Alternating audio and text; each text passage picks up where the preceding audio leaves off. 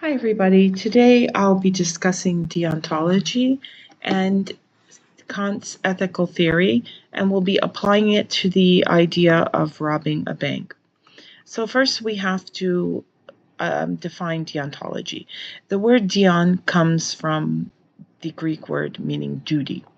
And Immanuel Kant did not completely invent the idea of duty-based ethics. Many philosophers of the time developed this idea of rules-based, duty-based ethics. But what Kant did was devise the categorical imperative and three formulations that we must meet in order for an action to be considered moral.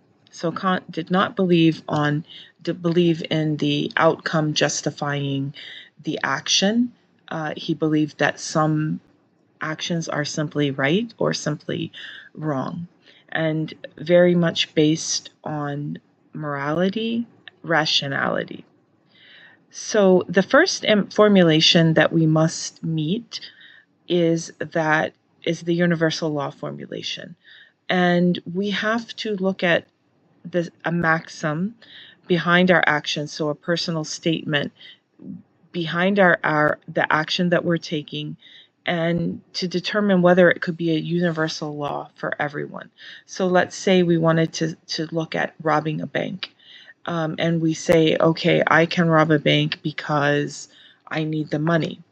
So we have to look at it in the sense of, what if everyone did that? So if everyone robbed a bank because they needed the money, what would happen? Well, first of all, there would be no trust in the security of the financial institutions. There would also be a lack of property. So this would logically make stealing impossible, according to the logic of Immanuel Kant. So the consequences have a place, but they are not only about the consequences. So if the first formulation fails, if the maxim fails, it would be that a contradiction has been created, so that if everyone took this action, then the actual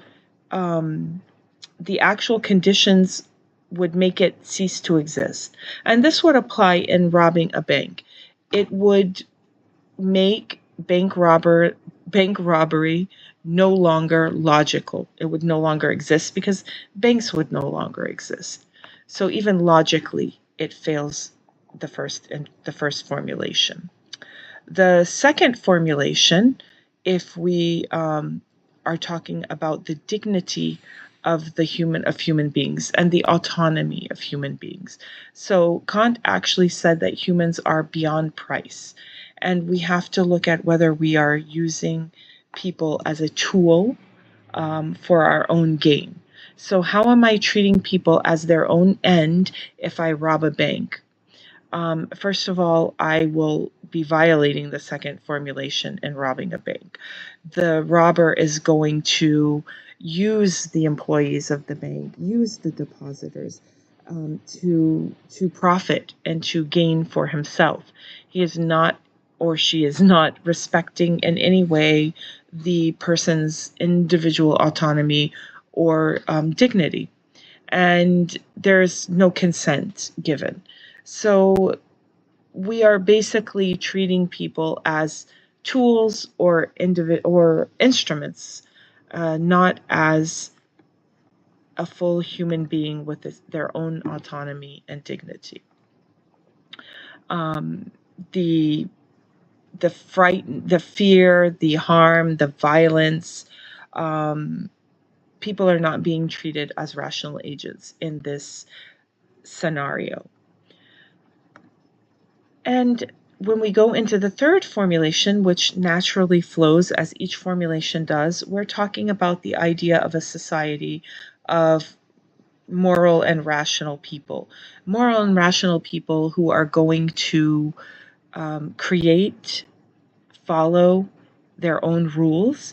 So we're asking here, would a society of rational human beings would they adopt, would they write, would they create this rule, and would they follow this rule?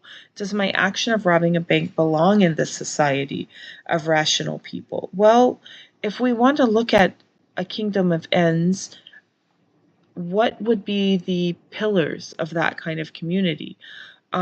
Most definitely respect, most definitely trust, and bank robbery would go against both of those. Because, well, not only would it violate trust and respect, but it would also put the robber outside of this universal law.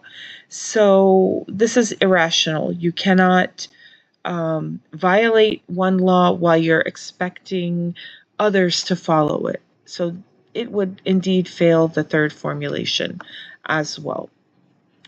So the kingdom of ends and the moral community, tying these all together, the formulations flow one from the other.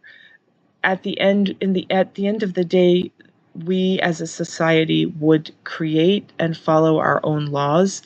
We would need trust and respect, and bank robbery would violate all of those. So in conclusion, definitely robbing a bank would fail all of the formulations. We cannot argue that everyone could do it. We could not argue that people were being treated as their own ends, and we certainly could not justify that a rational society would adopt this as a law.